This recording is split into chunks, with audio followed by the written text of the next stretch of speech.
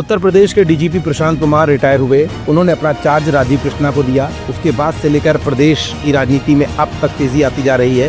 पहले समाजवादी पार्टी के मुखिया अखिलेश यादव ने अपने सोशल मीडिया अकाउंट एक्स के जरिए राजीव कृष्णा को नसीहत दी थी, तो वहीं दूसरी तरफ अब मायावती ने वर्तमान डीजीपी राजीव कृष्णा के सामने कौन कौन सी चुनौतियां खड़ी कर दी हैं। आखिरकार नए डीजीपी की नियुक्ति के बाद उत्तर प्रदेश में राजनीति का पारा क्यों लगातार चढ़ता जा रहा है? क्या नए डीजीपी की नियुक्ति सवालों के घेरे में है, या फिर नए तरह के अपराधीकरण की बात कहकर मायावती ने नए डीजीपी को सोचने पर भी मजबूर कर दिया है? ये कुछ ऐसे सवाल है जिनका जवाब अपनी आज की इस रिपोर्ट में हम आपको दिखाएंगे भी और बताएंगे भी। दरअसल नए कार्यवाहक डीजीपी की तैनाती के बाद बसपा सुप्रीमो मायावती ने योगी सरकार पर कानून व्यवस्था को लेकर तगड़ा हमला बोला। बसपा प्रमुख ने प्रदेश में कानून का राज सही से न चलने और प्रदेश में आपराधिक तत्वों को वर्चस्व होने की बात कही है। मायावती ने नए डीजीपी के लिए इस स्थिति को चुनौती भरा करार दिया है।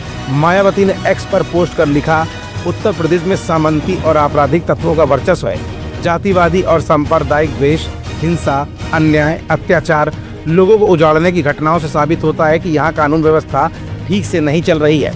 मायावती ने जहाँ एक तरफ कानून व्यवस्था ठीक से न चलने की बात कहकर प्रदेश सरकार को घेरने की कोशिश की है, तो वहीं दूसरी तरफ नए डीजीपी को भी नसीहत देते हुए उन्होंने आगे कहा कि ऐसे माहौल में यूपी पुलिस के नए प्रमुख के सामने अपराध नियंत्रण और कानून का राज स्थापित करने की बड़ी चुनौती है। राज्य सरकार और सत्ताधारी दल के लोगों को भी इसके लिए हर तरह का सहयोग देना चाहिए।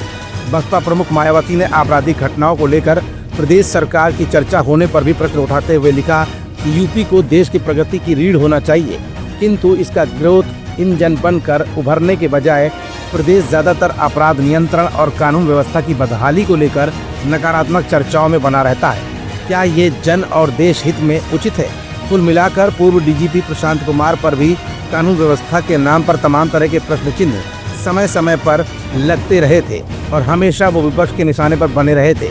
इस बार भी नए डीजीपी राजीव कृष्ण भले ही गैलेंट्री अवार्ड से सम्मानित है, लेकिन बेहतर कानून व्यवस्था बनाए रखना और विपक्ष के निशाने से बचना और सरकार को बचाना, उनके सामने भी कई चुनौतियां आ चुकी हैं, जिनसे निपटने के लिए उन्हें भी अपनी एक मजबूत रणनीति अब तैयार करनी होगी।